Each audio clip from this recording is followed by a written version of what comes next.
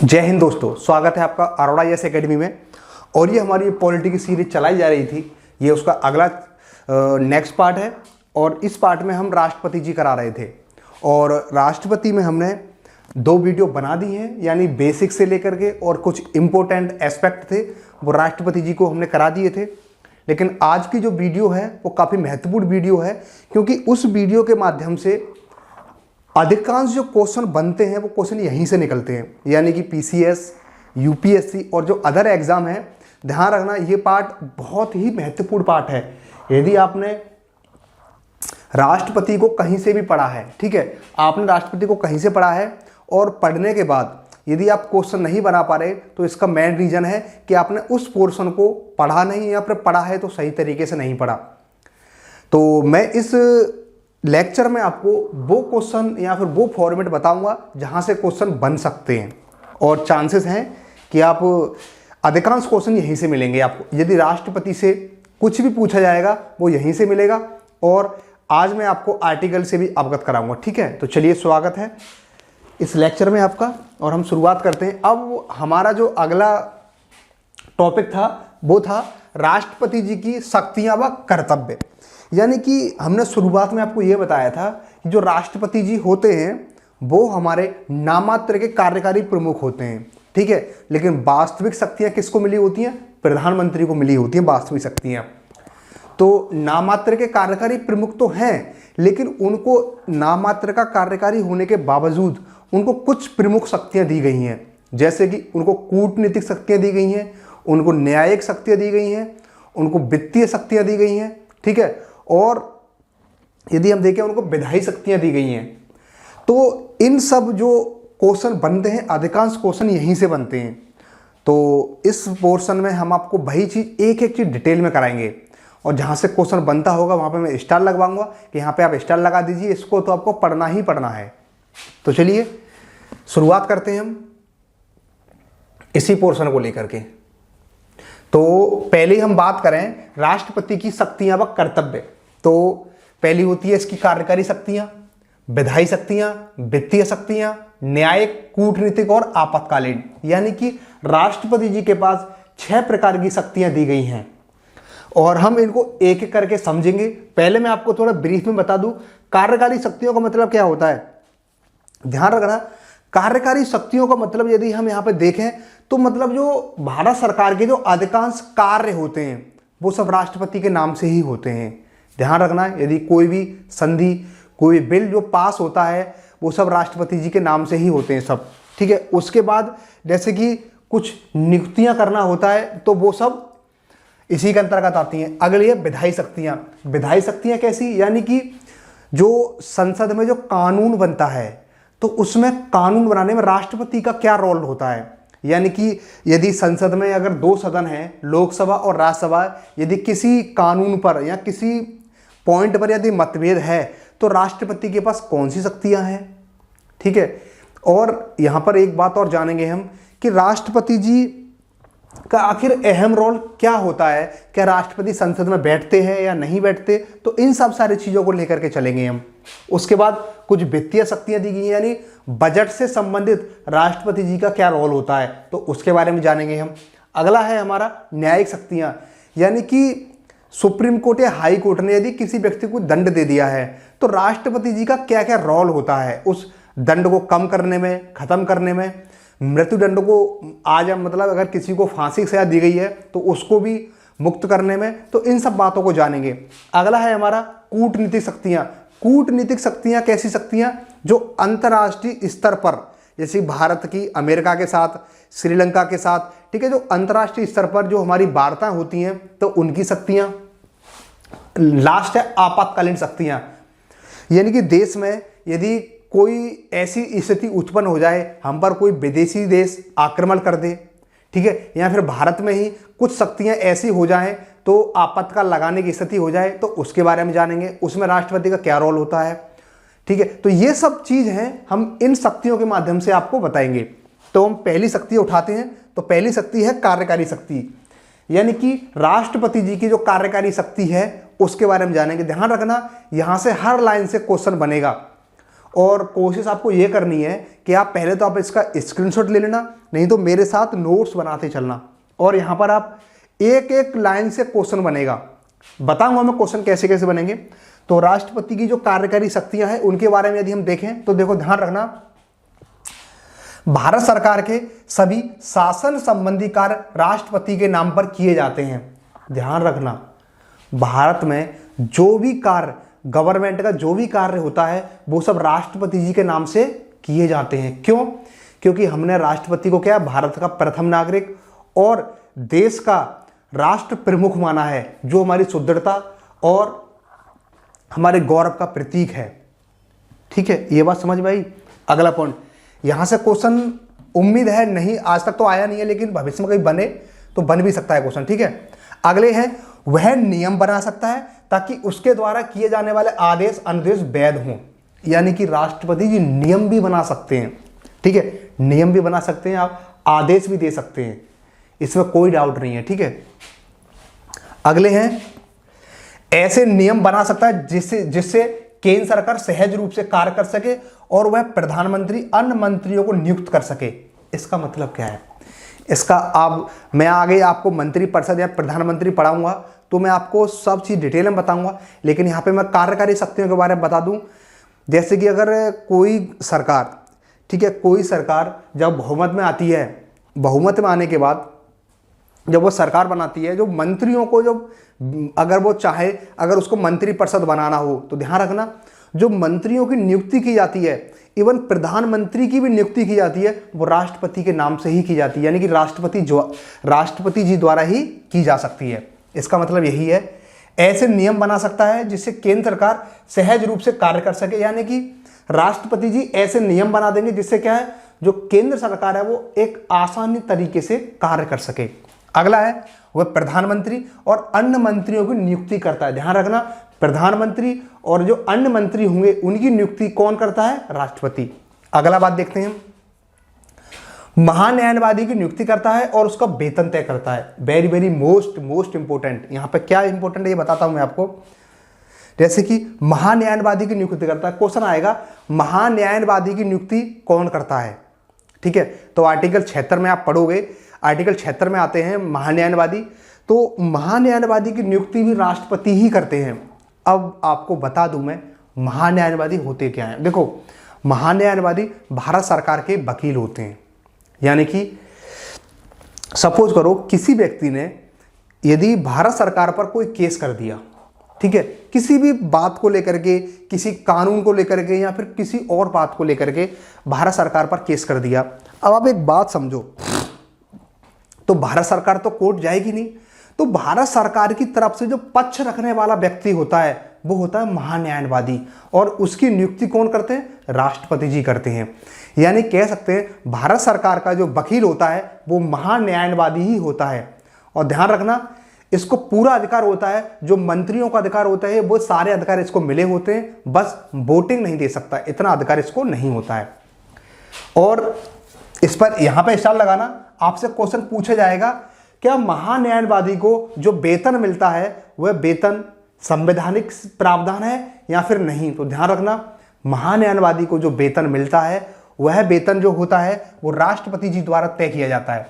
तो एक बात क्लियर हुई, यहां से आपको याद रखना है महान्यायवादी की नियुक्ति राष्ट्रपति जी करते हैं और उनका वेतन कौन तय करते हैं? राष्ट्रपति। अगला है, महानियंत्रक व महालेखा परीक्षक, मुख्य चुनाव आयुक्त, यूपीएससी के सदस्य, राज्यपाल, वित्त आयोग के अध्यक्ष सदस्यों की नियुक्ति करता है। यानी कि राष्ट्रपति जी का पद इतना महत्वपूर्ण है कि राष्ट्रपति जी नियंत्रक, महालेखा परीक्षक की नियुक्ति करते हैं, मुख्य चुनाव आयुक्त की नियुक्ति करते हैं। ठीक है, उसके बाद जो यूपीएससी, जो आईएएस आईपीएस का जो एग्जाम कंडक्ट कराती है संस्था, उसके सदस्यों की नियुक्ति भी राष्ट्रपति करते हैं। उसके बाद जो अन्य जो राज्यों, जो जैसे कि यूपी, बिहार, एमपी, जो अदर हमारे स्टेट हैं, उनमें राज्यपाल की नियुक्ति भी राष्ट्रपति जी के द्वारा ही की जाती है। और जो वित्त आयोग का अध्यक्ष, यानी कि आप 280 अनुच्छेद 280 को पढ़ोगे तो उसमें वित्त आयोग के बारे में प्रावधान है। यानी वित्त आयोग का जो अध्यक्ष होगा वो भी राष्ट्रपति द्वारा ही चुना जाएगा। और उसके सदस्यों की नियुक्ति भी राष्ट्रपति करेंगे। अब मैं एक एक करके इनके बारे में थोड़ा थोड़ा बताता हूँ, आगे भी लेक्चर आएंगे तो उनमें भी बताऊंगा। देखो, नियंत्रक महालेखा परीक्षक कौन होता है, ध्यान रखना। नियंत्रक महालेखा परीक्षक एक ऐसा पद है जो भारत सरकार के खातों की जांच करता है। नहीं आया समझ में? ठीक है, मैं बताता हूँ। जैसे कि भारत सरकार के पास एक निधियाँ होती हैं, जैसे कि भारत में जो हमारा जो टैक्स जाता है इकट्ठा होकर के, वो भारत का जो संचित निधि है उसमें जो कुछ निधियाँ मतलब फंड बनाए गए हैं तो उनमें पहुँचता है। वो पहुँचने के बाद अब भारत सरकार क्या करती है, उन पैसों का प्रयोग कितना कर रही है, कितना नहीं करना चाहिए, या अब ऐसा तो नहीं ज़्यादा कर रही है, तो इन सब की जो जांच करने वाला व्यक्ति होता है तो वो कौन होता है, नियंत्रक महालेखा परीक्षक। यानी कि भारत सरकार के जो खाते हैं उनकी जांच करने वाली जो संस्था या व्यक्ति कहें तो नियंत्रक महालेखा परीक्षक होता है। मुख्य चुनाव आयुक्त तो आप जानते ही हो, जो भारत में जो इलेक्शन कराए जाते हैं केंद्र स्तर पर, उसकी नियुक्ति कौन करते हैं, राष्ट्रपति करते हैं। यूपीएससी के सदस्यों की नियुक्ति साफ सीधी बात है राष्ट्रपति करते हैं। अगले हैं वित्त आयोग। वित्त आयोग क्या होता है, जैसे कि फाइनेंस कमीशन, इसका मतलब क्या होता है, केंद्र को और राज्य को जो करों का आवंटन होता है वो इस वित्त आयोग की सिफारिश पर ही होता है। यानी कि किस राज्य को कितना पैसा देना है ये निर्धारण कौन करेगा, वित्त आयोग। अगला है, इसमें जो मेंबर होंगे उनकी भी नियुक्ति राष्ट्रपति द्वारा ही की जाती है। इतनी बात क्लियर हुई? ठीक है, आगे हम देखते हैं, केंद्र के प्रशासनिक कार्यों संबंधित जानकारी प्रधानमंत्री से मांग सकता है। यानी कि यदि केंद्र सरकार में जो शासन और प्रशासन से संबंधित क्या मतलब है, यानी कि इसका मतलब यह है कि मतलब जो प्रशासन जो कार्य कर रहा है, कितना कार्य कर रहा है, कैसा कार्य कर रहा है, जो आपने जो कानून बनाया है उसको लागू किया है या नहीं किया है, तो इन सब की जानकारी राष्ट्रपति जी प्रधानमंत्री से मांग सकते हैं। ये शक्ति कौन सी है इनकी, ये कार्यकारी शक्ति के तहत मांग सकते हैं। अब देखो क्वेश्चन कैसा बनेगा, क्वेश्चन ये बनेगा कि राष्ट्रपति जी जो प्रधानमंत्री से प्रशासनिक कार्यों के संबंधित जो जानकारी मांगते हैं, ये राष्ट्रपति की कौन सी शक्ति है, कार्यकारी शक्ति। ऐसे भी क्वेश्चन बन सकता है। अगले हैं, किसी मंत्री के निर्णय का प्रतिवेदन मांग सकते हैं प्रधानमंत्री से जो कि मंत्रिपरिषद ने अप्रूव नहीं किया हो। यानी कि जो मंत्रिपरिषद है पूरा और उस एक मंत्री ने कोई निर्णय लिया है, ठीक है, उसने कोई प्रतिवेदन दिया है, तो और सारे जो मंत्रिपरिषद है यानी कि उसने अप्रूवल पूरे तरीके से नहीं किया है, उस मंत्री की भी पूरी जानकारी राष्ट्रपति जी प्रधानमंत्री से मांग सकते हैं।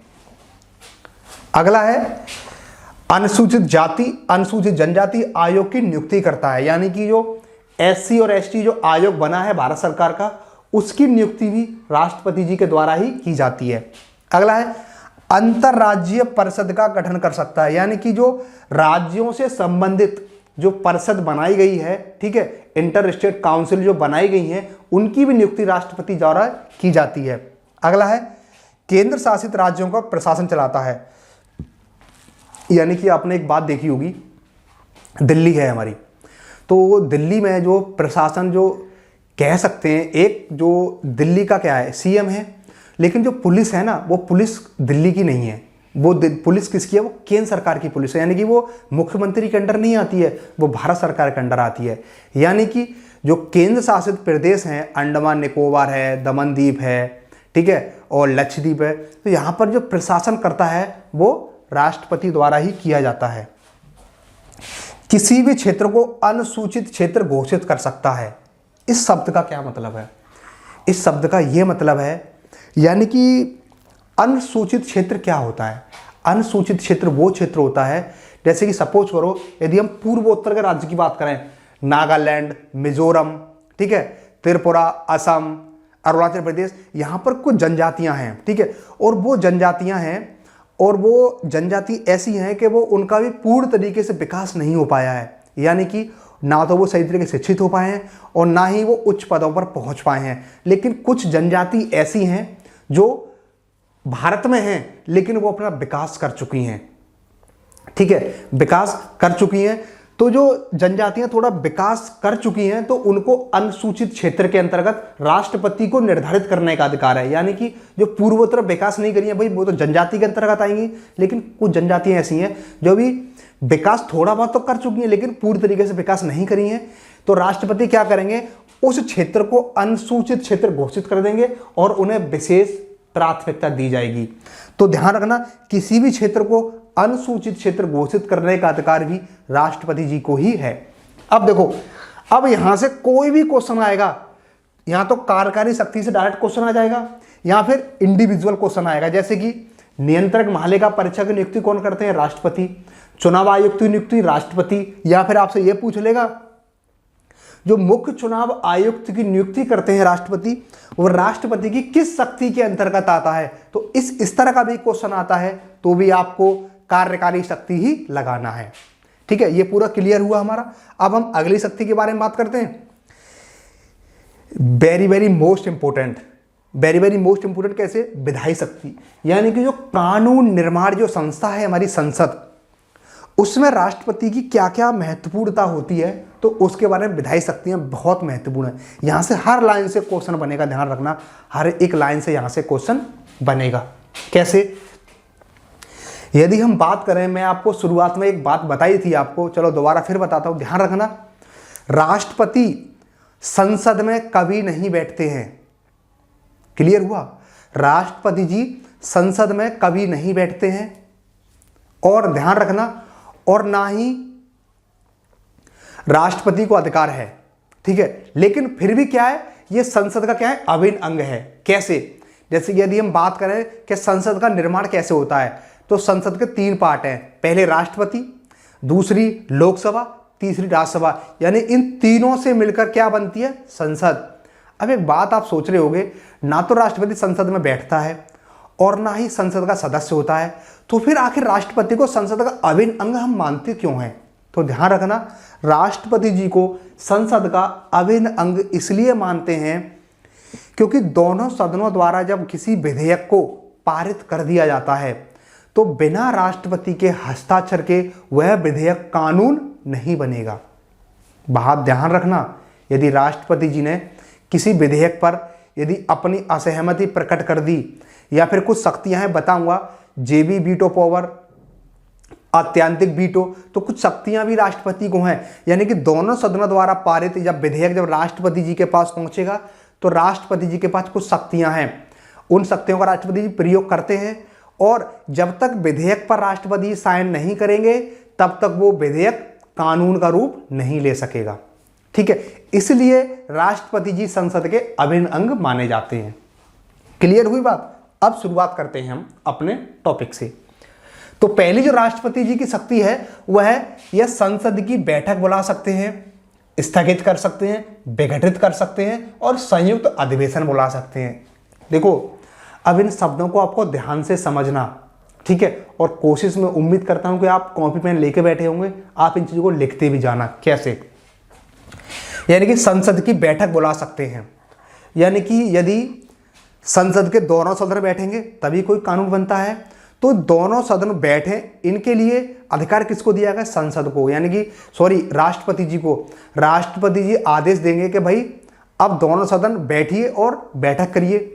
ठीक है, यानी कि संसद की बैठक बुला सकता है, स्थगित कर सकते हैं, यानी कि ध्यान रखना, मानिए संसद का कोई सत्र चल रहा है और सत्र में मतलब गर्मा गर्मी हो गई है, असहमति ज्यादा हो गई है, तो उस स्थिति में उस बैठक को कुछ दिन, कुछ सप्ताह, कुछ महीने के लिए स्थगित करने का अधिकार राष्ट्रपति को है।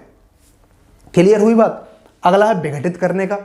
विघटन का मतलब होता है समाप्त कर देना। ध्यान रखना, राष्ट्रपति जी लोकसभा को समाप्त कर सकते हैं, लोकसभा को समाप्त कर सकते हैं, लेकिन राज्यसभा को समाप्त नहीं कर सकते। यानी कि राष्ट्रपति जी लोकसभा को तो विघटित कर सकते हैं लेकिन राज्यसभा को विघटन नहीं कर सकते। हाँ, स्थगन कर सकते हैं, क्योंकि राज्यसभा जो होती है वह एक स्थायी सदन है, मतलब कभी ना खत्म होने वाली सभा, और लोकसभा एक अस्थायी सदन है, हम उसको विघटन कर सकते हैं। करने का अधिकार किसको है, राष्ट्रपति को है।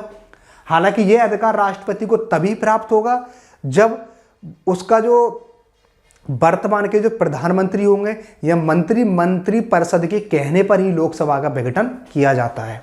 इतनी बात क्लियर हुई। अगला है संयुक्त अधिवेशन बुला सकता है। इसका क्या मतलब है? संयुक्त अधिवेशन का मतलब क्या है? यानी कि कोई कानून आया बनने को, ठीक है, संसद में कोई कानून आया बनने को और लोकसभा ने उसे पारित कर दिया, ठीक है। अब कहां पहुंचा? राज्यसभा में पहुंचा। अब राज्यसभा ने क्या हुआ, उस विधेयक पर अपनी असहमति प्रकट कर दी, ठीक है, लेकिन एक निश्चित समय के भीतर उन्होंने विधेयक को वापस नहीं किया। अब ऐसी कंडीशन में क्या होगा, उस विधेयक पर मतभेद होने की स्थिति में, ठीक है, संयुक्त अधिवेशन बुलाया जाएगा, ठीक है। संयुक्त अधिवेशन इसलिए बुलाया जाएगा ताकि जो असहमति है उसको उजागर किया जाए और विधेयक को दोबारा पारित किया जाए और कानून बन जाए। अब वो कुछ कंडीशन है, जैसे कि धन विधेयक पर हम संयुक्त अधिवेशन नहीं बुला सकते, संविधान संशोधन, ऐसी कुछ स्थितियां हैं। मैं आपको बताऊंगा कुछ, जब संसद कराऊंगा तब बताऊंगा। तो ध्यान रखना, मतलब दोनों सदनों में मतभेद होने की स्थिति में राष्ट्रपति जी दोनों सदनों के अधिवेशन को बुला सकते हैं। लेकिन ध्यान रखना, जो संयुक्त अधिवेशन होता है उसकी अध्यक्षता करने का अधिकार लोकसभा के अध्यक्ष को है, ठीक है। आपको यह बात याद रखनी है कि जो संसद के संयुक्त अधिवेशन को बुलाने का अधिकार किसको है? राष्ट्रपति को है। लेकिन उस अधिवेशन की जो अध्यक्षता करने का अधिकार है वो किसको है? लोकसभा के अध्यक्ष को। क्वेश्चन यहां से डायरेक्ट बनता है।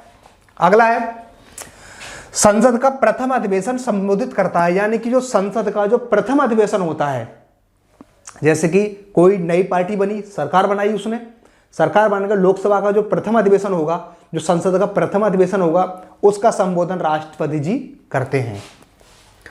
किसी विधेयक से संबंधित संसद में संदेश भेज सकता है, यानी कि राष्ट्रपति को कुछ विधेयक में कुछ बात, कुछ कमी या कुछ सुझाव देना हो तो उस संबंधित कोई भी संदेश संसद में भेज सकता है। यह इसकी विधायी शक्ति के अंतर्गत आता है। अगला है लोकसभा अध्यक्ष, उपाध्यक्ष। यदि लोकसभा अध्यक्ष, उपाध्यक्ष उपस्थित नहीं है तो किसी भी सदस्य को अध्यक्षता सौंप सकता है। इसका क्या मतलब है? यानी कि लोकसभा में यदि लोकसभा के अध्यक्ष उपस्थित नहीं है और ना ही लोकसभा के उपाध्यक्ष उपस्थित है तो इस स्थिति में लोकसभा की अध्यक्षता कौन करेगा? तो उस लोकसभा की अध्यक्षता को जो किस व्यक्ति को अध्यक्षता सौंपनी है, इसका अधिकार किसको है? राष्ट्रपति को। यानी कि लोकसभा में से किसी सदस्य को राष्ट्रपति जी लोकसभा का अध्यक्ष नियुक्त कर देंगे। अगले हैं 12 सदस्यों को राज्यसभा में मनोनीत कर सकता है। ध्यान रखना, यह क्वेश्चन कई बार पूछा जाता है कि जो राज्यसभा में 12 सदस्यों का जो मनोनीत करने का अधिकार राष्ट्रपति का कैसा अधिकार है? ध्यान रखना, यह विधायी अधिकार है। अभी तक क्वेश्चन ऐसा नहीं आया है, लेकिन इन फ्यूचर ये क्वेश्चन आ सकता है कि जो राज्यसभा में 12 सदस्यों को मनोनीत करने का अधिकार है वो राष्ट्रपति का कैसा अधिकार है? तो ध्यान रखना, विधायी अधिकार है। यानी कि राज्यसभा में जो 12 सदस्य राष्ट्रपति जी द्वारा चुने जाते हैं। अब ये सदस्य होते कौन है? अब ध्यान रखना, जो कला, साहित्य, ठीक है, कला, साहित्य, तो और जैसे कि समाज में सुधार, जैसे कि समाज में कुछ महत्वपूर्ण काम कर रहे हैं, तो ऐसे व्यक्तियों को राष्ट्रपति जी डायरेक्ट चुन देते हैं। अब कारण क्या है इसका? आखिर राज्यसभा में 12 सदस्यों को राष्ट्रपति क्यों चुनते हैं? देखो, इसके मेन एक रीजन ये है ताकि कुछ बुद्धिजीवी और कुछ पढ़े लिखे लोग, कुछ अच्छे लोग बिना चुनाव लड़े सीधे संसद के सदस्य बन सकें। यानी कुछ लोग ऐसे होते हैं भाई जो चुनाव लड़ना नहीं चाहते, लेकिन वो चाहते हैं यदि हमें चुनाव ना लड़ना पड़े और हम डायरेक्ट संसद में पहुंच जाएं तो ये उसी का ही प्रावधान है। यानी कि राष्ट्रपति को लगता है कि ये कुछ महत्वपूर्ण लोग हैं और इनको संसद में आना चाहिए, ठीक है, संसद में आना चाहिए, तो उसके लिए एक माध्यम बनाया है ताकि कुछ 12 लोग राष्ट्रपति के माध्यम से सीधे संसद के सदस्य बन जाते हैं और ये अपनी नीतियों में अपनी पार्टिसिपेट यहाँ पर अपना योगदान देते हैं। बात क्लियर हुई? अब अगली बात आती है, लोकसभा में 2 आंग्ल भारतीयों को नियुक्त कर सकते हैं। अब ये तो सिस्टम खत्म हो गया, यानी कि 2 राष्ट्रपति जी क्या करते थे, लोकसभा में 2 आंग्ल भारतीयों को नियुक्त करते थे, तो ये सिस्टम खत्म हो गया है अब, तो इसको हमें नहीं पढ़ना। अगला है चुनाव आयोग से सलाह कर संसद सदस्यों की निहरता के प्रश्न पर निर्णय कर सकते हैं। यानी कि संसद का कोई सदस्य है, ठीक है, और वह चुनाव लड़ने के योग्य है, ठीक है। इसका मतलब क्या है कि अगर कोई संसद का सदस्य बनना चाहता है या फिर चुनाव लड़के भी, इवन चुनाव लड़के भी वो व्यक्ति आ गया है, संसद का सदस्य बन गया है, तो ऐसी स्थिति में यदि अयोग्यता साबित करनी हो तो ये अधिकार राष्ट्रपति को दिया गया है, लेकिन चुनाव आयुक्त की परामर्श के बाद। अगला है, कुछ विधेयकों को प्रस्तुत करने से पूर्व राष्ट्रपति की सिफारिश जरूरी होती है, ठीक है। यानी कि अगर कुछ विधेयक ऐसे हैं जिनमें राष्ट्रपति जी की सिफारिश लेना आवश्यक है, ठीक है। उसके बाद है, विधेयक को स्वीकृति दे सकता है, सुरक्षित रख सकता है, यदि धन विधेयक नहीं है तो वापस भी लौटा सकता है। इनके बारे में डिटेल में कराऊंगा जब संसद कराऊंगा तब। यानी कि ध्यान रखना, राष्ट्रपति के पास कुछ शक्तियां हैं। राष्ट्रपति के पास कोई विधेयक पारित होकर आया तो राष्ट्रपति उस पर अपनी राय सुरक्षित रख सकते हैं, ठीक है, और उस पर असहमति दर्ज कर सकते हैं, उसे वापस कर सकते हैं, लेकिन धन विधेयक को वापस नहीं कर सकते, ठीक है। संशोधन किए बिना भेजें तो सहमति देनी होती है। यानी कि राष्ट्रपति जी ने कोई विधेयक राष्ट्रपति के पास आया और राष्ट्रपति जी ने उसे वापस कर दिया, ठीक है। अब वो दोबारा फिर राष्ट्रपति के पास आएगा तो राष्ट्रपति उस विधेयक को पारित करने के लिए बाध्य हैं। राष्ट्रपति जी को वो विधेयक पारित करना ही पड़ेगा। अगला है, जब राज्यपाल राष्ट्रपति के पास विधेयक भेजते हैं तो वह स्वीकृति देता है और सुरक्षित रखता है या पुनर्विचार हेतु लौटा सकता है। वही चीज है सेम जो केंद्र के मामले में है वही। यानी कि राज्यपाल को क्या है, अब राज्य में कोई विधेयक बना, ठीक है, विधेयक बना, राज्यपाल को लगा कि इस विधेयक को मैं राष्ट्रपति के पास लेकर रिजर्व कर दूं, तो राज्यपाल क्या करेगा, उस विधेयक को आरक्षित कर देगा राष्ट्रपति के नाम से, ठीक है। अब राष्ट्रपति की इच्छा है उसे वापस करे, उसको पुनर्विचार के लिए बोले या फिर उसे खत्म कर दे, ठीक है, ये राष्ट्रपति की शक्तियां के अंतर्गत आता है। अगला है, अध्यादेश जारी कर सकता है। यानी कि आर्टिकल 123 में आप पढ़ोगे राष्ट्रपति जी को अध्यादेश जारी करने की शक्ति दी गई है। अध्यादेश क्या होता है? अध्यादेश एक ऐसी प्रोसेस, एक ऐसा प्रक्रिया है जो संविधान में दी गई है जिसके माध्यम से राष्ट्रपति जी, यदि संसद के दोनों सदन होंगे तभी कोई कानून बन सकता है। लेकिन कभी स्थिति ऐसी आ जाती है कि संसद का एक सदन यानी कि लोकसभा सदन में नहीं है। अब उस स्थिति में, आकस्मिक स्थिति में कोई कानून बनाना पड़ जाए, लेकिन प्रावधान तो ये है कि दोनों सदनों द्वारा पारित होगा तभी कोई विधेयक बनेगा, कानून। लेकिन ऐसी स्थिति में क्या होगा, यदि एक सदन क्या है, सदन मतलब उसमें मतलब कह सकते हैं मतलब प्रोसेस में नहीं है, तो ऐसी स्थिति में संविधान ने राष्ट्रपति को अधिकार दिया है 123 के तहत कि राष्ट्रपति यदि अध्यादेश जारी कर देंगे तो उसकी वही शक्ति होगी, वही वैधता होगी जो संसद द्वारा बनाए गए कानून की होती है, ठीक है। अगला है, यूपीएससी महालेखा परीक्षक वित्त आयोग से रिपोर्ट मांग सकता है। यानी कि यूपीएससी से रिपोर्ट मांग सकता है, महालेखा परीक्षक से रिपोर्ट मांग सकता है और वित्त आयोग से रिपोर्ट मांग सकता है कि भाई हमें दिखाइए आपने साल भर में क्या क्या प्रोसेस किया है, क्या क्या काम किया है। तो इन संबंधित जो भी जानकारी है वो राष्ट्रपति मांग सकता है और ये शक्तियां राष्ट्रपति के विधायी शक्ति के अंतर्गत आती हैं। तो आज हमने राष्ट्रपति जी की विधायी शक्तियां और कार्यकारी शक्तियां इनके बारे में पढ़ा, और जो हमारा अगला लेक्चर आएगा जो बची हुई शक्तियां हैं हम उनके बारे में बात करेंगे। वित्तीय शक्तियां, न्यायिक शक्ति, कूटनीतिक और ये आपातकालीन शक्ति, ठीक है। तो चलिए इस लेक्चर को अच्छे से पढ़िए और अपने नोट्स बनाइए और रिवीजन करिए। चलिए, थैंक यू।